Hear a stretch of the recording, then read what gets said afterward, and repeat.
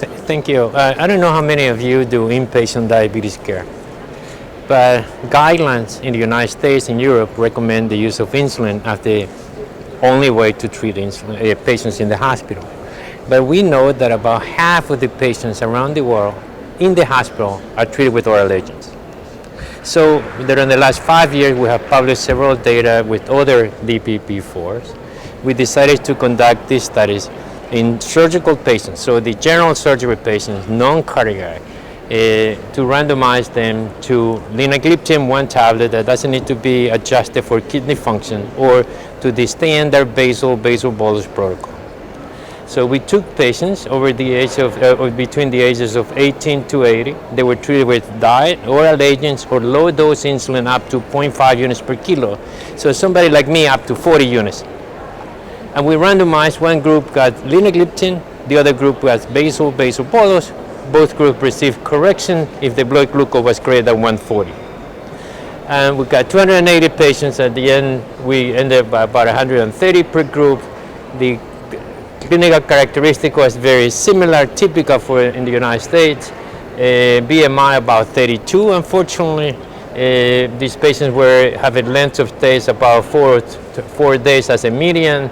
The duration of diabetes was about 8 to 10 years. And they were treated with all kinds of oral agents.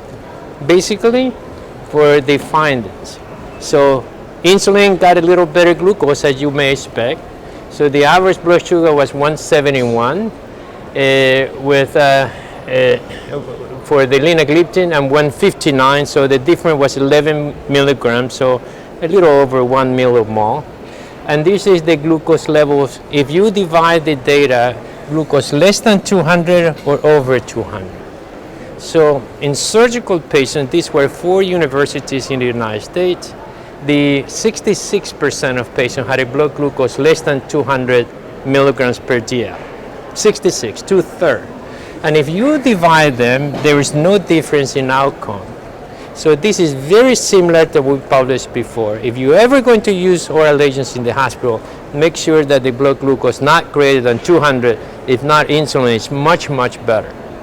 Of course, linagliptin was associated with less hypoglycemia. This is less than 70, less than 54, what is now clinically significant, was significant less with the linagliptin. We followed these patients. In the hospital, there was no difference in complications, no difference in length of stay, no difference in any one of the parameters that we observed. We followed these patients for 3 months after discharge, and here you have that the patients were followed according to linagliptin, and the patient did fairly well. The hemoglobin A1C was close to 7.2, and the majority of patients had a hemoglobin A1C less than 8. So, in summary, what we have learned with this and our previous work and others published in the literature is that oral agents are used in the hospital.